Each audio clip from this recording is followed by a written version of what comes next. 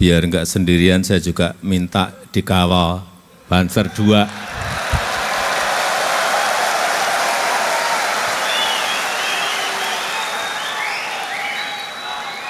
Masa tadi Pak Ketua Umum PBNU dikawal, Pak Ketua GP Ansor dikawal, saya enggak.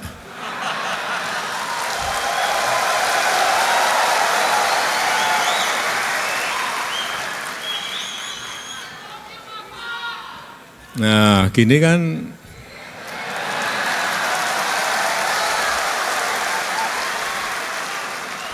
kalau dilihat cakep.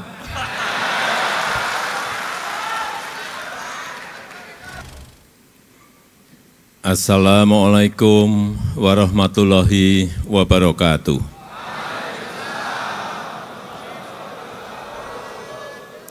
Bismillahirrahmanirrahim. Alhamdulillah Rabbil Alamin. Wassalatu wassalamu ala asrofil anbiya'i wal mursalin Sayyidina wa habibina wa syafi'ina wa maulana Muhammadin wa alihi wa sahbihi ajma'in, amma ba'du.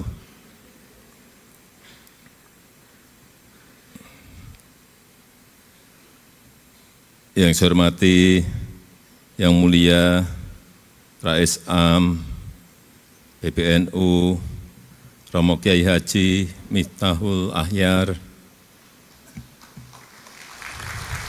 yang saya hormati, yang mulia Khatib Am PBNU Romo Kiai Haji Ahmad Said Asrori, yang saya hormati para pimpinan lembaga negara, para menteri, Kabinet Indonesia Maju, Panglima TNI dan Kapolri, yang saya hormati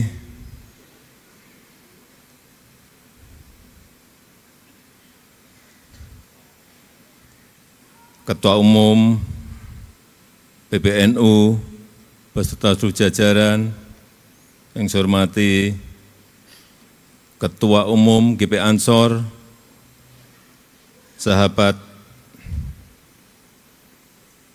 Gus Adin Jauharudin,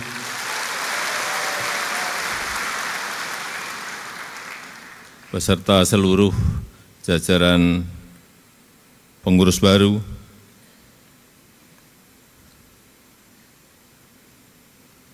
para ketua umum partai, ketua umum organisasi kepemudaan, Bapak Ibu dan saudara-saudara sekalian, seluruh anggota GP Ansor dari seluruh tanah air yang hadir pada sore hari ini,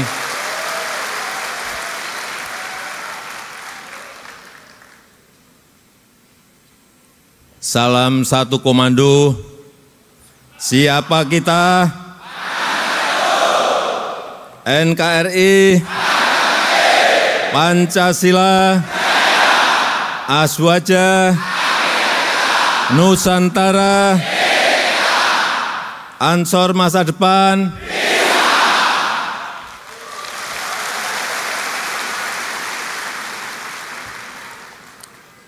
Biar enggak sendirian, saya juga minta dikawal Banser 2.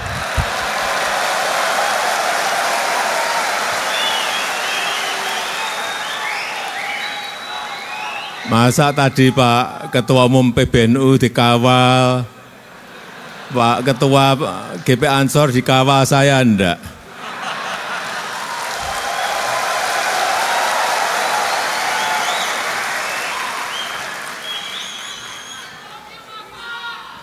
Nah, gini kan,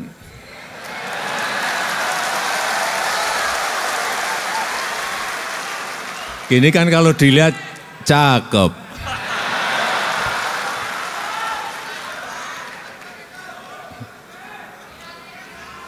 Tadi saya mendengar Mars GP Ansor, betul-betul saya merinding. Ansor maju satu barisan, 1000 rintangan patah semuanya.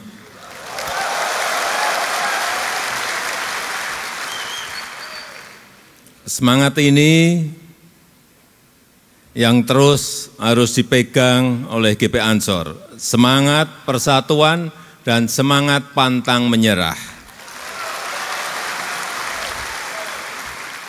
Dalam menjaga simpul kebangsaan dan dalam menjaga hubul waton minal iman.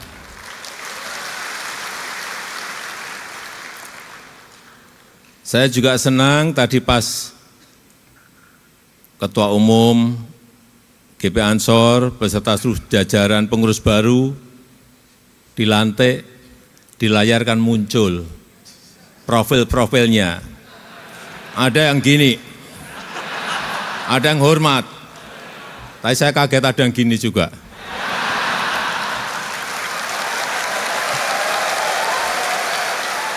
Ada yang juga gini, saya nggak tahu ini apa artinya gini.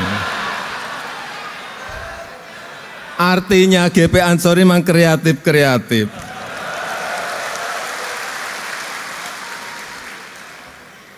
Ada aja. Dan kita patut bersyukur, sungguh anugerah dari Allah Subhanahu wa Ta'ala yang luar biasa.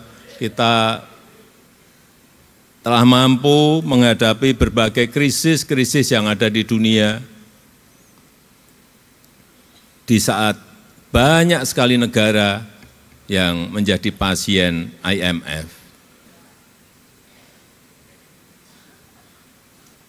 Lebih dari 96 negara menjadi pasien sekarang ini. Dan kalau kita melihat di jajaran negara besar G20, selalu pertumbuhan ekonomi kita masuk ke 3 besar atau 5 besar.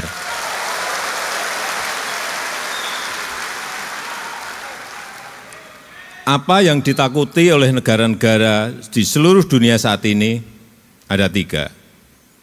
Yang pertama yang berkaitan dengan kurs. Kalau di Indonesia ya rupiah dengan dolar. Kuat mana? Kuat rupiah atau kuat dolar?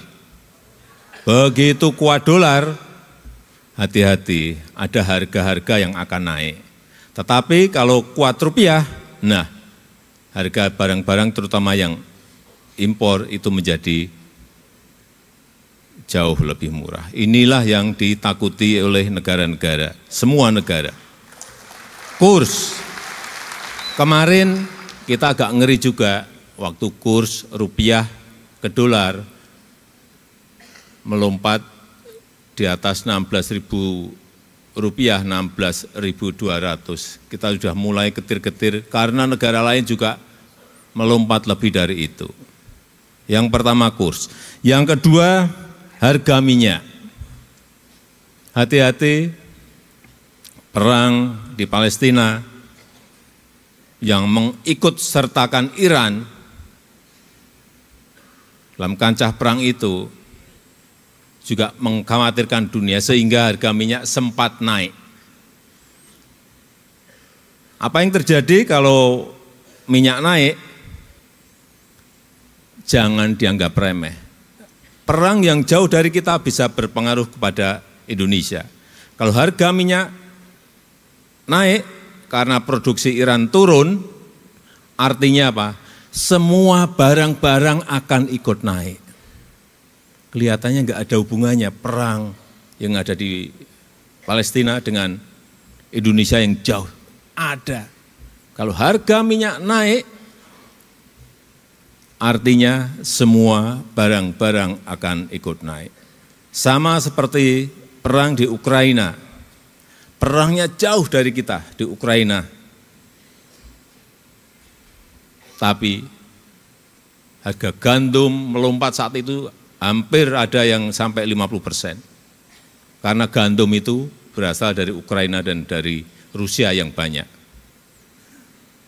Karena perang, mereka stop, nggak bisa impor. Kayak Ukraina, waktu saya ke sana, saya ketemu Presiden Zelensky, ada stok di Ukraina 77 juta ton berhenti. Di Rusia ada berhenti gandum 130 juta ton berhenti. Sehingga di sini harga mie naik, harga roti naik, kelihatannya jauh banget, tapi pengaruhnya bisa kemana-mana. Itulah geopolitik, kalau enggak kita cermati bisa menyebabkan harga-harga yang juga naik. Kemudian yang ketiga yang ditakuti oleh semua negara, yang namanya bunga pinjaman. Karena semua negara itu memiliki pinjaman. Ada yang sampai 220%, nggak usah saya sebut negaranya, Bapak Ibu saya kira sudah tahu. Ada yang 130% yang dekat kita, saya kira Bapak Ibu juga sudah tahu. Dan kita pada tataran kalau dibandingkan negara-negara lain, kita berada di angka 39%, itu sebetulnya masih jauh dari undang-undang yang diperbolehkan, dan juga jauh dari negara-negara lain yang tadi juga saya sampaikan. Ini sekali lagi patut kita syukuri bersama. Dan momentum baik ini harus terus kita pertahankan, bahkan terus harus kita tingkatkan untuk mencapai Indonesia Emas 2045, 20 tahun yang akan datang. Yang paling penting menurut saya, bagaimana kita bisa menjaga agar tidak terjadi turbulensi politik. Kita menjaga semuanya agar ada stabilitas politik, karena itu menjadi kunci pembangunan di negara manapun. Kalau ini tidak bisa kita pertahankan,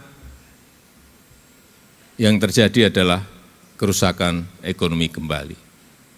Oleh sebab itu, di sini hadir ketua-ketua partai, ke depan sekali lagi stabilitas politik itu sangat penting sekali. Oleh sebab itu, pembangunan merata perlu keberlanjutan. Hilirisasi industri perlu keberlanjutan. Program-program kerakyatan itu perlu keberlanjutan. Transformasi menuju ekonomi hijau juga perlu keberlanjutan. Pengembalian aset seperti Freeport, Newmont, Rokan itu juga perlu keberlanjutan.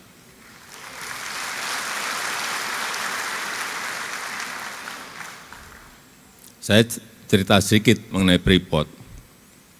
Karena dalam pengambil alihan Freeport menuju sekarang 51% dari semula 9% itu memerlukan waktu 3,5 tahun, dan kita bekerja diam-diam. Nggak ada yang tahu. Tahu-tahu kita ambil alih. Dan sebentar lagi, insya Allah dalam bulan-bulan depan ini, kita akan tambah lagi menjadi 10%, menjadi 61%. Dan kalau sudah 61%, perkiraan keuntungan yang ada di Freeport itu 70 sampai 80% itu kan masuk ke kas negara kita.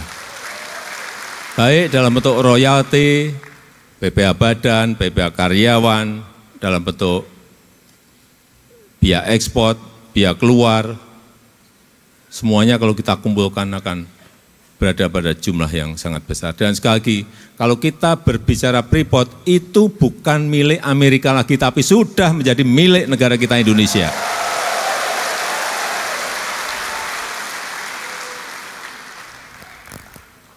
Sudah menjadi milik kita.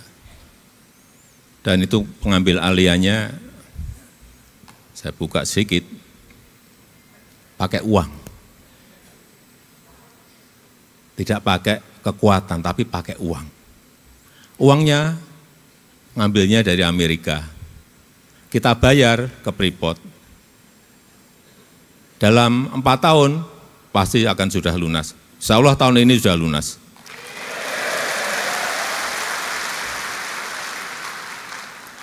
Dan harganya sekarang sudah 4 kali lipat dari harga waktu kita beli. Karena harga tembaga dunia sekarang naik begitu sangat drastis. Artinya kita untung dan untung. Untungnya saat itu pemiliknya mau melepas. Karena kondisi gonjangan ekonomi saat itu.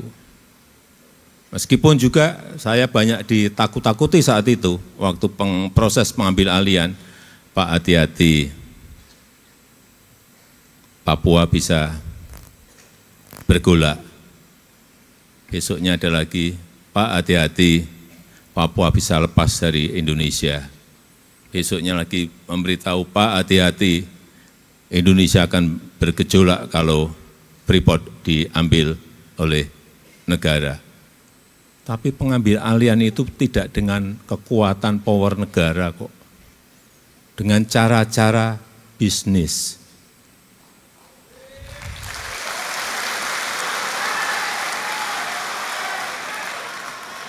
Tapi dapat.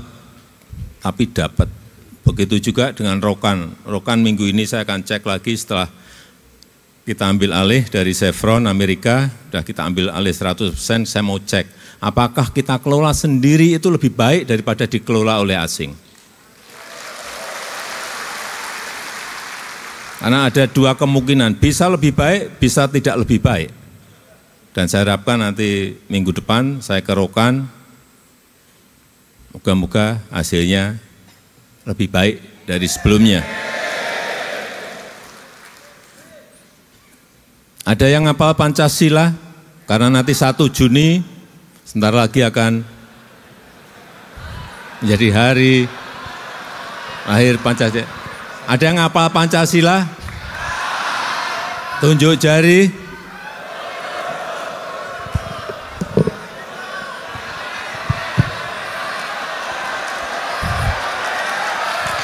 Ya, boleh. Iya, silakan.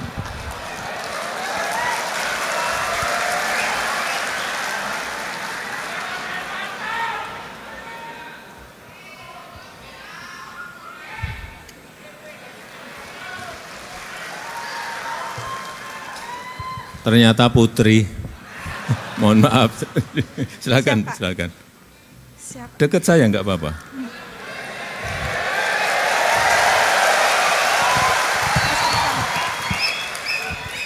Dikenalkan nama? Suherlina dari Depok. Suherlina dari Depok, Basada. Suherlina, Pak. Mbak Suherlina dari? Depok, asal dari Gresik. Depok.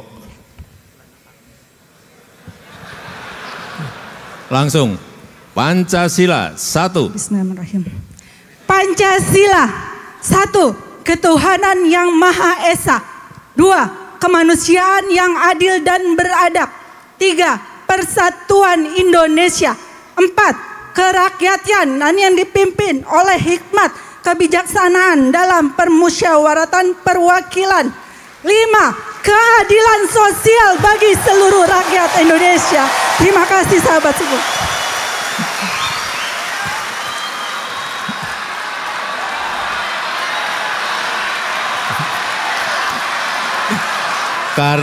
Karena penyampaiannya jelas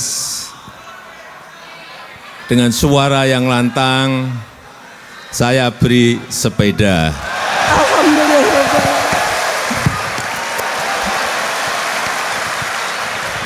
Enggak tahu bawa. Oh, bawa. Silakan. Masya Allah, tabarakallah, Masya Allah. Yeah. Terima kasih Pak Presiden. Yeah, kasih. Terima kasih Pak Presidenku, Masya Allah.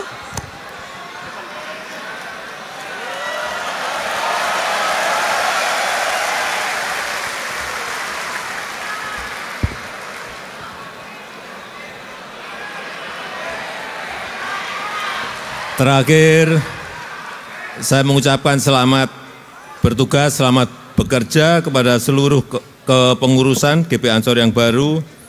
Saya percaya kepemimpinan baru di GP Ansor akan terus menjadi simpul berkat bangsa menuju Indonesia emas yang kita cita-citakan. Dan dengan mengucap Bismillahirrahmanirrahim, pada sore hari ini saya luncurkan pembangunan gedung Ansor masa depan. Terima kasih. Wassalamualaikum warahmatullahi wabarakatuh.